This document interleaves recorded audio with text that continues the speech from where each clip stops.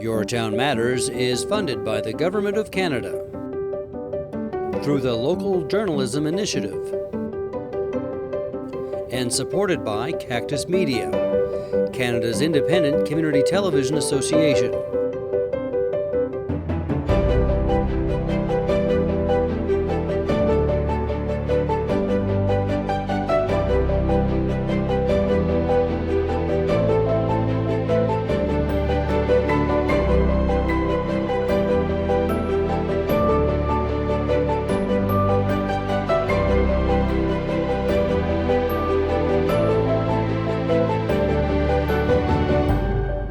I'm Vicki Hogarth and welcome to Your Town Matters. My guest today is Doug Naish, Mayor of the town of St. Andrews. Thank you for being here today, Doug. Well, thank you, Vicki. I'm always enjoying it when I come here.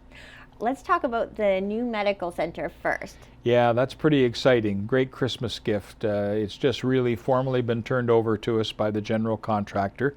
I and Emily Nodden, our assistant treasurer, signed the last installment check, so it's paid for, and as of yesterday or the day before. And we're now getting into the transition of moving the medical personnel first into the building, and with the snow that's predicted for today, I'm not sure it's going to happen today, but they are starting to move in. They're all packed up where they are, and I think Dr. Peer will be seeing patients there maybe as early as next week, he told us last week. So I don't know if that will happen, but we are on the move, and it will be occupied starting with the medical center folks and then the physiotherapists, et cetera, et cetera. So it's good news. And I know we don't know names yet, but there is another doctor coming on board. Yes, that's the best Christmas present of all as far as I'm concerned, is our physician recruitment committee has been successful in attracting another doctor, and that person will be starting to practice there probably by mid-January. So that person has already arrived, and there'll be more information about that coming soon, but I'm hoping that when I meet with her on Monday, coming up, which is also already scheduled, that I'm going to try to convince her that she should give an interview to CHCO and tell everyone in town all about why she's coming here and what her background is and whatnot. But I don't want to spoil the secret, but I'm pretty excited about it. You can tell by the smile. So you do know who it is. I heard she, oh, so yes. We do know. Yeah, I think people will be blown away by what's been able to be accomplished. And we are in the process of taking the names at the clinic, at our current clinic, and then moving over here, taking names of people who do not have a doctor.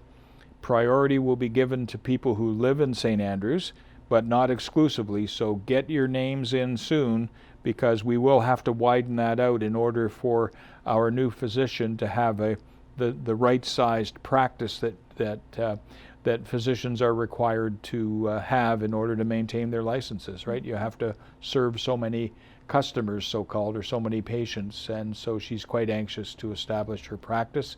And so if you don't have a physician, or even if you have a physician then you wish to make a change, and I'm not suggesting you might not like your physician. I'm suggesting that maybe you're driving now to a physician. I mean, for example, I and my family, up until August, were driving to Fredericton to see our longtime physician, who then, in August, she retired after 34 years of practice. So all of our family were without a physician and living in St. Andrews. We all signed up, and we've been assured that either one of two physicians will take care of us starting in the new year. So if you want to get on the list and you want to get your health care, your primary health care, right here in our new St. Andrews Wellness Center, call the medical clinic now. And I went for a walk this morning. As you know, it's right in this building, so I took a walk just to see the renovations, and it's beautiful. It looks beautiful. Yeah, I think it's outstanding. I actually haven't been there for a couple of weeks, so I haven't seen all the furniture being installed and whatnot, but council decided to buy new furniture for the medical sections of it, and we're in the process now of signing leases with the people that are going to be working there, the doctors, the physiotherapists. We don't yet have anyone to run the fitness center. We talked about this earlier. A little bit difficult in the middle of COVID when fitness centers were all closed down to try to attract someone. We put out a request for proposals to try to find someone who would want to run that. So we're going to take a look at other options of how we might have to run it ourselves, although that wasn't our preference. And we have actually applied for a grant from the federal government that might provide us with fitness equipment. So that could change things a little bit, and we will be looking for a dentist to set up practice in the dental suite there. But in the meantime, we do have a dental hygienist who has a kind of a traveling dental hygiene thing, and that will probably be put in place there. So it's going to be very exciting. We're going to have a lot of things going on there, and it's going to be a true collaborative practice. We will eventually be acquiring another part-time nurse practitioner to work in the community because the nurse practitioner that was assigned here took a transfer to another position within Horizon Health, but that's still going to happen in the new year. They're recruiting right now for a position to be shared between St. Stephen and St. Andrews for their clinic up there. So that's all good, and there's plenty of room in the clinic for visiting specialists. There's plenty of room for clinics to take place and for educational processes. I think people will be very impressed when they see what we've managed to do. And as I said, it costs $1.5 million, but a huge debt of gratitude to the Dunn Foundation, who paid for half of that amount of money on behalf of the citizens of St. Andrews. So as the former leader of the Liberal Party said when he met with me last December, and I told him all the wonderful things we do in St. Andrews, he said, "You must be the luckiest mayor in New Brunswick." And after what we've accomplished this year, I agree with him. All right, on the topic of major changes, I understand there's a grant that will allow us to make some changes to the wharf.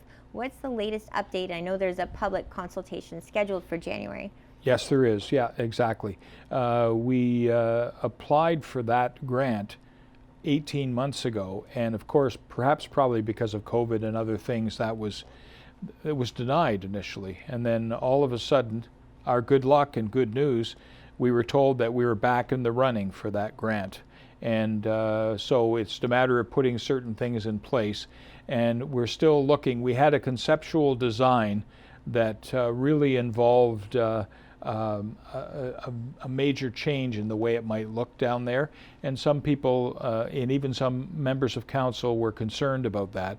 And so we went back to the drawing board. We now have 2 or 3 other conceptual designs that we're looking at that could be feasible to do there and that would still qualify for the funding. So the funding is being reserved for us, but it's not given to us yet until we come up with the final designs. And also, it is under an environmental program with the federal government. So we have to meet certain climate change objectives with the design and in order to qualify. But if we do qualify, it's about a 3-year program, and in total it'll be $5 million, but more than $3.5 million of those dollars will be paid for by the other level of government. So it behooves us to consult with the public, find out which designs they like, but I think we need to get ahead with this because opportunities are called opportunities because they don't stay there forever, right? And this is a major opportunity. What are some of those structural changes that you have to adapt for climate change? Really, it's to be able to raise it a half of a meter, the level, okay? And interestingly enough, it's kind of like building a bridge. It goes up gradually, it comes back down gradually, so you don't notice it when you're walking along it, but it protects from storm surge and sea level rise. That's one of them that has to happen. And we also are looking at the materials to be used. You know, normally speaking, with the kind of tides that we have in the Bay of Fundy and right here actually in our harbor, and with the storm surge and all the things that have changed because of climate change, a wooden wharf isn't projected to last more than 15 years.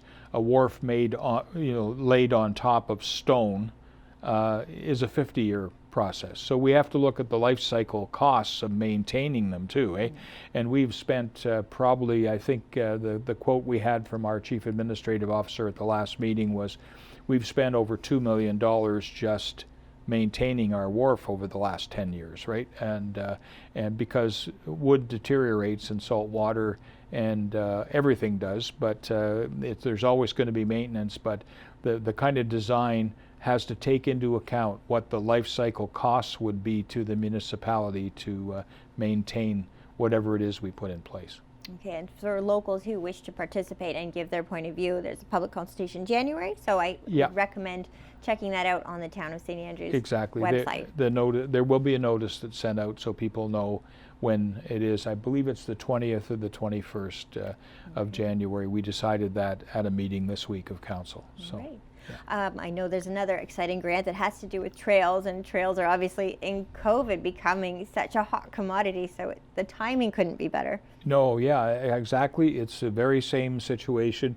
We applied a long time ago for this grant, and it was really for internal trails to be built, more trails to be built in St. Andrews. But in the meantime, the Coastal Trail Network plan was approved by the province. And one of the good things about that is that St. Andrews was determined to be a destination for the Coastal Trail. So the Coastal Trail, before it goes to Fundy Park and connects up with the Trans-Canada Trail, or whatever they call that now, they've changed the name a little bit, but the whole idea of connecting up the Eastern Greenway through the United States to the Trans-Canada Trail means that it has to go through Charlotte County and St. John and through St. John to Fundy Park. They could have very easily drawn a straight line to Fundy Park and forgotten about St. Andrews. But because St. Andrews is a destination, we were able to convince them, not me personally, but the committee convinced them that you cannot not bring the coastal trail all the way to St. Andrews. So now we actually have an approved plan for how the trail will come to St. Andrews down Highway 127 and back up the other side, and will connect up to the Van Horn Trail that we already have in place here.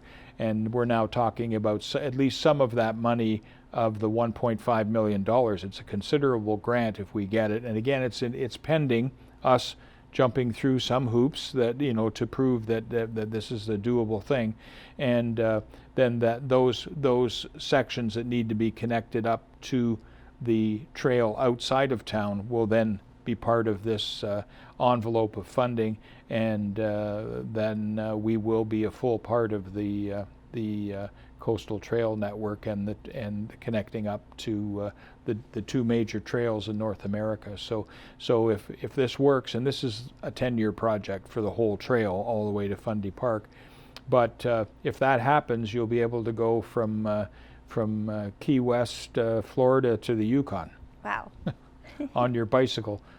Long walk, but on your bicycle or sections of it. And we believe that will really attract, because active transportation tourism is a very big thing. Mm-hmm. And we've definitely still felt tourism in our area this year despite the COVID challenges. Absolutely. I think we had a wonderful summer considering what we were facing. And one of the indicators of that is that back in April, just before just as the pandemic was hitting, and just as we were all being in self-isolation and eventually locked down for a period of time, we passed an accommodation levy, which was provided for by the provincial government in amendments to the Local Governance Act. So that allowed us to collect a levy from people who used short-term accommodation. So everyone who, in St. Andrews, everyone who booked a short-term accommodation, a hotel room, for every night they stayed, there was a 3% surcharge on their room that went to this levy fund that is to be used for tourism promotion and development in St. Andrews. And we made a very drastic reconsideration of how much money that would be. You know, in terms of putting that in place, we had accurate projections of, in a good year, what we would get. We had to revise that projection down by actually to 1/4 of what the projection would have been normally, but by the end of October we had actually exceeded that, and we actually collected 50% of what we projected. So much more money, and it's a significant amount of money. It's about $150,000 that's now going to be available in 2021 to the Tourism Accommodation Levy Board, which we put in place, which is also being kind of co-managed by the Chamber of Commerce. And they'll have that much money to do tourism promotion, and the development money which would have come to the town. 2/3 of the tourism levy goes to the board to promote tourism, and 1/3 stays with the town to promote things within the town that tourists want, like more public washrooms, things of that nature. And so, but this year, council decided, because there was a shortfall, that all of the money for next year will go to the Tourism Levy Board for the promotion of tourism, to try to kickstart what we might have lost as a result of having COVID this year. And on the topic of COVID, it's been a challenging year, but St. Andrews has definitely been a community that has led the way. Though small in size, we have been leaders in what to do, and one of those things that has been so important is the community outreach and the delivery program, and I understand you've started that again? Yes, yeah, actually it was when we went back into the orange phase, people began to say, well, this is like we were in lockdown before somewhat, you know, and a little bit stringent, and there seemed to be a need, so we restarted the Essentials delivery program, and within a few days we had 40 volunteers that had volunteered again, like they did in the spring, to deliver groceries, deliver medications, you know, deliver hardware things. And in addition to that, what's really wonderful is that other smaller businesses jumped on board and said, we didn't have a delivery program before, but now we're willing to deliver things from our business to people ourselves. So small business jumped in, as well as just the essentials. Now you can get almost anything you want from almost any business that's open in St. Andrews by just calling the business, and they'll find a way to get things to you. So I think that's wonderful. It's a tremendous example of the community spirit that we have in our town. And another thing I saw just for the first time yesterday is the Community Resource Guide. Can you tell people a little bit about what it is? Well, again, another exciting piece of work that was done this year.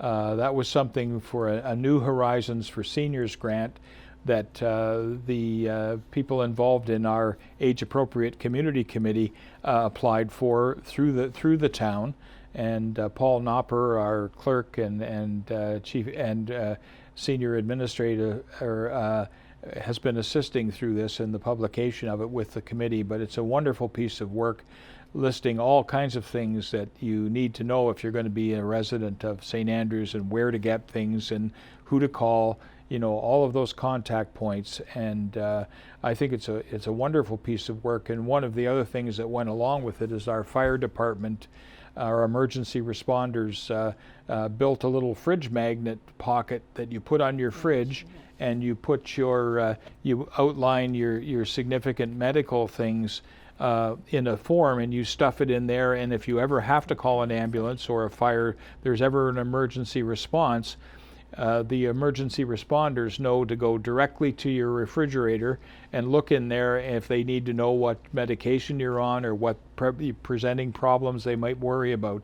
I think it's just a tremendous thing. And so as a result of this grant, one of those will be mailed out probably next week to everybody in the town. So everybody gets the guide, everybody gets the fridge magnet, and gets to fill out their medical information and have it on hand. Wonderful. Awesome idea, and I'm just so proud of that group for carrying through. And this is one of those things, as you recall, we became an age-appropriate community, designated by the provincial government and by the World Health Organization, but there are responsibilities, and this is the kind of responsibility that you have to have in order to maintain your designation. So I'm very proud of that group. And it's a great guide too for new residents to the community. And I was telling you before Absolutely. we started this interview, I just got off the phone with John Fraser, who's moving here with his wife. So we are hearing all the time of people moving to town. Are you still finding there's a boom, a real estate boom, and newcomers to the community? Absolutely. I spoke this morning with a real estate agent in the coffee shop, and he said he was still running ragged with the boom. That people are still buying things in town. So that can't be anything but good. Another thing you showed me today, which is really neat, is can you speak a little bit about our sister community and about this cookbook that is a collaboration of the two communities? Absolutely. About 3 years ago now, we were approached by the community of Thorpe St. Andrew, which is in the Norfolk County, England, on the east coast of England, and they wanted to know if we would be interested in becoming a sister community together. And we kind of checked them out, and they checked us out, and one of the things that appealed to me about it is that they had the same idea we did, that this should be not a government to government thing, but a community to community thing. And that's the way it's unfolded.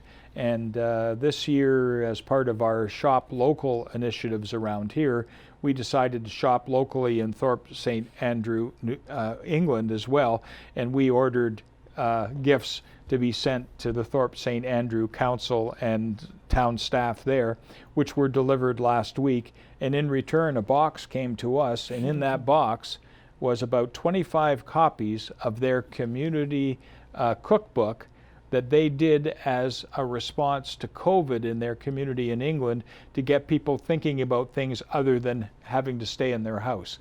They thought about baking and cooking and putting those in, and for good measure, which blew me away, about 1/3 of the recipes came from people from St. Andrews, New Brunswick, who sent their recipes to England, and they're all published in this book. Amazing. And now everyone who has a recipe in the book who lives in St. Andrews, New Brunswick, is going to get a cookbook for Christmas with their recipe in it. So isn't that a really nice initiative by our good friends in Thorpe St. Andrew, England? Oh, it's neat. I'll have to get a copy. Have you been baking in quarantine? No, but I'm going to have to bake the Gruyere and asparagus tart that the mayor of Thorpe St. Andrew, Mr. Fisher, put in the cookbook. So if he can bake it, I can bake it. Kind of a challenge, eh? On the topic of being mayor and council, we have municipal elections coming up May 2021. What words do you have to people in the community who might be thinking about running, and of all ages? I know sometimes younger people don't think they're necessarily qualified, but I know we've got a councillor in Macadam who's Taylor Gallant. I can't remember how old he is. I think he's 25 maybe. Sure. No, age is certainly no impediment, and I would not even suggest that. But you tend to be correct. One of the impediments to being on council, and we're a prime example of that, our council, we conducted 73 council meetings this year so far, and we're done now until next year. And that seems like a lot. Some of them weren't full meetings. Some of them were hearings of objections, in some cases that took 10 minutes because no one objected but they were things that had to be done under the legislation. But having said that, though, that's an awful lot of meetings. So there is a big time commitment. And as well as that, there's homework. It's like school. You know, every meeting, there's a package of information that in order to make decisions in a reasonable way, you have to prepare yourself and know what you're talking about as a counselor. So if you have time and if you're prepared to do that kind of work, I would encourage anyone who has a civic responsibility that it's really wonderful. There are some bad days, you know, not everybody likes everything you do when you're on council, and that is come to be expected, but there's a wonderful energy to our town, and I hope that we will have candidates. Now, one of the good sidebars of COVID is I didn't know what Zoom was until until COVID hit. Now we have Zoom meetings every day, and it actually accelerates decision making. It makes it much more convenient, much less tiring, because you know, rather than driving from here to there to go to meetings, you now open up your computer and you can interact with all the same people that you need to interact with and make really quality decisions. You know, it's been a challenging year, and on top of that, it's been an extra year for this council, but on behalf of everyone, we just want to say thank you. Well, we appreciate the thanks, and my message to people in our community: be careful, stay the course. It's not over yet. It's just starting. It's very optimistic.